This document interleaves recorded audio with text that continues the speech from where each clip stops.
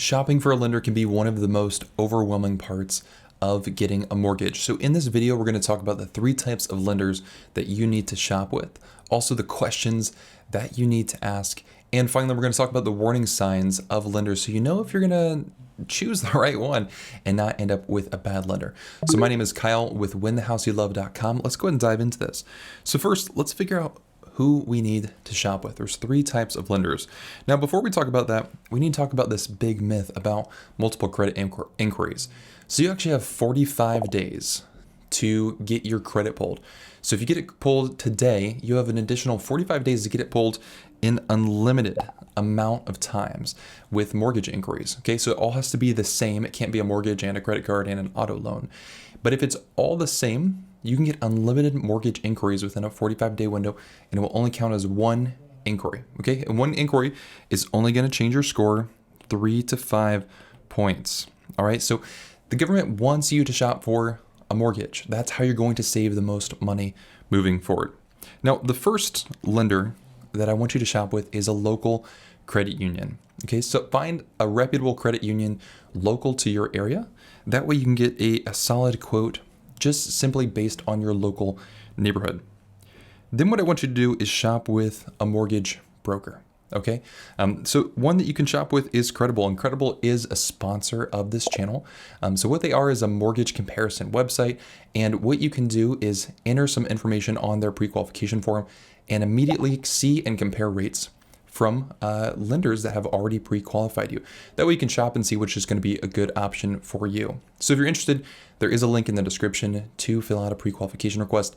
Also know that Credible does pay Win the House You Love a pre-qualification or an advertising fee when you do choose to fill out a pre-qualification form, and that's Credible Operations Inc. NMLS 1681276. Another option that you could do to find a broker is going to findamortgagebroker.com. This is going to match you up with local mortgage brokers in your area, and then you can also look at a certified mortgage advisor.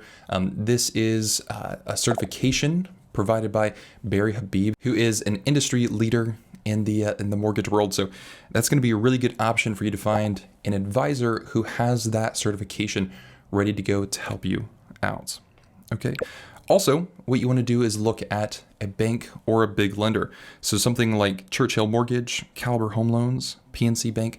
Those are all really solid options as a bank or a big lender. Now, why do we want to get 3 different quotes from 3 lenders? The reason we do this is this gives us a really good spread of seeing what types of loans are available to you, because you don't want to just compare 3 different banks or 3 different credit unions or 3 different brokers. You want to get a spread because each of these types of lenders operates a little bit differently than the others. So this gives you a really good range to see how these different companies operate, what their process is like, and what types of loans and rates and costs they can provide to you. So that's going to give you a really solid spread going with 1 credit union, 1 broker, and 1 bank. Then you also want to read reviews. Reviews are a really powerful way for you to understand the person that you're working with on the other side of that company. So for instance, what you could do is look up a local credit union and find their reviews. It'd be even better if you can find the reviews specific to the loan officer that you're working with. Okay, they don't have to have tons and tons of reviews, but you at least want to see, is there positive feedback from this lender? And if there's not, if they don't have any online presence, then maybe you might want to try to steer yourself to somebody who has a bit of a reputation of helping clients through the process well. All right, now let's talk about some questions that you want to ask, okay? And there aren't key questions that every single person has to ask. And as you go through this process, there's going to be questions that you have about your mortgage, about buying, about just the home buying process in general. Those are 100% fair questions to ask. Don't ever feel like there's a bad question to ask a loan officer or a realtor. They are there to help you. They're part of your team. Okay, so ask them questions. But I think some really key ones to ask that you may not think of off the top of your head. Number 1 would be, what are your turn times? So turn times are how long it takes that lender's underwriter to look at your file and issue an approval. Okay, and knowing this turn time is going to be really helpful to see how quick or slow will this lender be. So for instance, normally a really quick underwriting turn time would be 2 days. Okay. And I've seen underwriting turn times honestly be up to 2 weeks, especially in this kind of COVID market. But understanding that is going to help you figure out, okay, once all of my documents are submitted by my loan officer to the underwriter, how quick will the underwriter actually tell me an answer back with my approval? Also, you want to ask, what are your Section A fees? Section A fees are the fees that are specific to that lender. People make the mistake of first asking, what are your closing costs? And that's kind of a loaded question because closing costs incorporate all of the costs of purchasing a home, not just the lender costs. So you can make the mistake of choosing the wrong lender just based off of asking that question. Section A costs are just what the lender charges. Closing costs include the lender charges plus other things like taxes and insurance and title costs, recording fees, things that the lender themselves, they don't charge and they're just going to estimate. Okay, so ask what the Section A costs. These are what the lender charges. And the Section A costs are what's on page 2 of your loan estimate. The loan estimate is the document that your lender is going to provide you showing your rate, your loan amount, your monthly payment, your closing costs, your down payment, all of that. And then what you'll see is origination charges. And this is the number that your lender specifically is charging. They don't control all of the other fees. They're only going to be able to control the Section A costs. So when you're comparing lenders, you want to make sure you're only looking at Section A costs. Everything else is an estimate and not able to be guaranteed by the lender. A huge one is who will be my main point of contact throughout the process. Sometimes with bigger companies, what can happen is you first talk with one person, you get approved with them, and then you get handed off to another person. And then maybe you get handed off to another person. And it can be frustrating because you don't know who your point of contact is during the process. So it's important to know that if you're going to be working with a company, am I going to be talking with the loan officer the entire time, or will I be handed to a processor? Is there another person that I'll be talking to? Having this understanding is going to help you figure out if that lender is going to be good for you to work with, because you might not care if you talk with multiple people. On the other hand, you might really care to only talk with one loan officer throughout the entire time. That way you can have one consistent point of contact. So make sure that you know that up front. That way you don't get into it, get handed off to somebody, and then realize, oh, this is not really what we were looking for. And then ultimately, do they have the heart of a teacher? Now, you're not going to ask this question, hey, do you have the heart of a teacher? But Dave Ramsey talks about this a lot, about an advisor is somebody who has the heart of a teacher. So when you ask questions, are they patiently willing to explain the process to you? Or do they tend to ignore you or brush you off or try to, kind of skirt around the answer a little bit?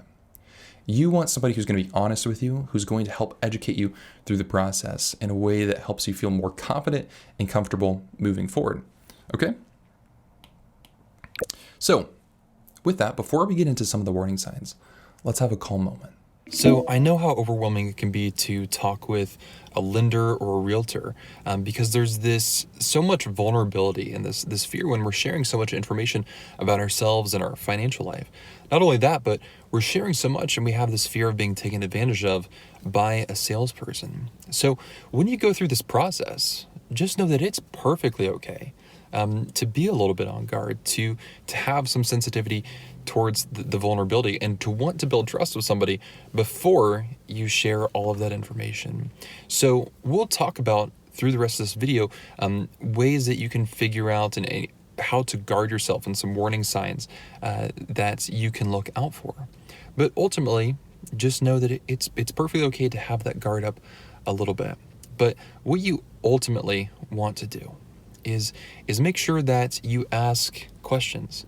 That way you can feel comfortable with the people that you're working with. And by asking these questions, you're going to be able to get a good idea of the heart of the person that you are talking to. That way, whether it's a realtor or a loan officer or anybody involved in purchasing, you'll be able to find out, is this somebody that I can trust with my financial information, with this emotional complexity that is involved in the home purchasing process? All right, so let's go ahead and talk about some of the warning signs that you need to watch out with a lender. Now, not all lenders are out to get you. I don't want you to think that with these warning signs that you always need to be on guard and feeling like somebody could be taking advantage of you, because that's not the case. Most lenders are really good and they have your best interest in mind. But we also need to keep out on the lookout for some warning signs, some red flags for maybe we need to start looking at another lender. Number one is quoting just a rate with limited information. Now, this can be kind of controversial with lenders themselves, but I know that when I quote rates for people, it is entirely unfair for me to just quote a rate without any other information. If somebody calls and says, hey, what's your rate? Well, I can give you a rate based off of a scenario, off of a specific credit score and a specific income, a specific down payment. All of that is going to affect the rate. And so it's not fair for me on the phone to just say, yeah, the rate's 2.7, when in reality that person has a lower credit score. Or maybe their income is too high for a specific loan program. So it's not fair when somebody just quotes a rate. Normally, a loan officer needs to have the full picture of what's going on to be able to give you an accurate rate. Okay? And there's a difference here between somebody taking you through this long, strung out process versus somebody saying, hey, can you give me a little bit more information to be able to quote a rate? So make sure your loan officer is actually asking you things. That's why some of these internet quotes are insane, where they just come and say, yeah, the rate's 1.5%. You're thinking, well, what are all the qualifications? What's everything involved in that? Also, not giving a complete cost breakdown. I see this all the time, and it's so frustrating because what ends up happening is a loan officer just says, here's the rate, here's a few costs, and then they hand it over. And they expect the buyer to be able to put the pieces of the puzzle together. They expect you to figure it out. And then you get to the closing table and realize, oh, things were a lot more costly than we realized because the loan officer only gave us a little bit of information. So a loan officer should have the competence to give you a full breakdown. And what that means is they're going to show you, again, Section A fees, the things that they charge, but they're also going to give an estimate of all of the other costs in the deal, things that they don't even charge. And the reason why is because this is the most ethical way to treat people, is to show them, here's what you can expect moving forward. That's the loan officer's job, is to give you the expectations up front.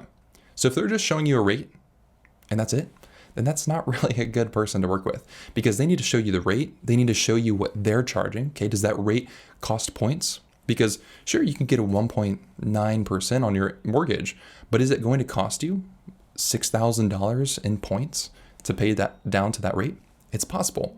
Okay, the rate is irrelevant at that point if it's going to cost so much money. So I want to see, what is the lender charging? And then what is an estimate of all of those other costs? Okay, because sometimes lenders don't include that because they want to win your business. And then once they have your business, then and you're under contract, then that's when they say, oh yeah, you still have all these title fees and insurance fees. And again, they don't charge that, but they should have showed that to you up front. Another one is taking longer than 24 hours to respond. Now, keep in mind, in a market like this, lenders are crazy backed up with so much business going on. But still, you should be able to hear back from a loan officer within 24 hours, whether that's a text, an email, or a phone call. You should hear back from them within 24 hours. If you don't, then that's when maybe we need to jump to another lender. Okay. And then finally, this one's not as set in stone, but if you feel uneasiness, that's a perfectly good reason to move to another lender. Ultimately, you want to trust your gut. Okay. I had an interview with Eric Martinez, who just purchased his home recently. And he said, I actually stopped working with my first loan officer just because I wasn't feeling the energy, right? He didn't have the same energy that I did. And that's a perfectly good reason to go with another loan officer. Okay, this is a process that you're going to be in for probably 30 plus days. For him, it was a 6-month process. So you want to work with somebody who you enjoy working with. Okay, so if you feel uneasiness or something just doesn't sit right, then it's perfectly okay to move to another lender or loan officer. So now finally, do the numbers actually matter when we're comparing these lenders? Short answer is yes, but there's a couple little caveats here. So just because it's cheap doesn't mean it can close. And this is often true of a lot of these lenders that show you, they just kind of flash low interest rates all over the place. Just because they can give you a cheap quote doesn't mean they can actually close on time. And this is why a lot of realtors have frustrations with so-called online lenders. These lenders that just show rates, but maybe they're not effective at actually closing the loan. Because if they can't close it, then you can actually miss out on your house if you're not inside your contract closing date. Also, sellers tend to not enjoy online lenders, and more particularly sellers agents. don't prefer online lenders. And this is where some of these cheap lenders that you might see, can they actually close on time? And they tend to have a reputation of not being able to close on time, or just having miscommunication or a lot of frustration in the process because there can be some miscommunication. Because what these lenders are trying to do is they're trying to win your business just based off of cost and not based off of the service. And you need to have a mix of the two. And that's why it's good to prioritize an effective lender who can close on time versus a cheap lender for your purchase. Because when you're purchasing, you have to keep in mind you're under contract. You have a time frame that you need to meet to close on that loan. And if you don't close, then the seller can void the contract. And they don't have to extend it. You can actually lose out on that house if the lender doesn't close on time for you. So you want to prioritize an effective lender, a good, trusted lender who can close on time, who can help you through the process, who's good at service. Then if you want to refinance, you can always use an ultra low, cheap lender in the future to get a lower rate. When you're comparing different lenders, so this credit union, a broker, and a bank, an easy way to compare is actually page 3 on your loan estimate that these lenders will give you has a comparison section. This comparison section looks just like this. It's going to show you in 5 years the total you paid in principal, interest, mortgage insurance, and loan costs, and the principal you paid off. So this number, this top number right here, is the most important. That's going to show you what you've paid in total costs of this loan. So it only shows us a 5-year horizon, but this is going to give us a really good idea to see. You can put page 3 side by side with all of these lenders and see which is the cheapest one. That's probably going to give you the best, the lowest net cost loan option moving forward. Okay, so I hope this helped you out. If you want to learn more about how to shop for mortgages specifically and make sure you win with the best deal, this video over here is going to help you do just that.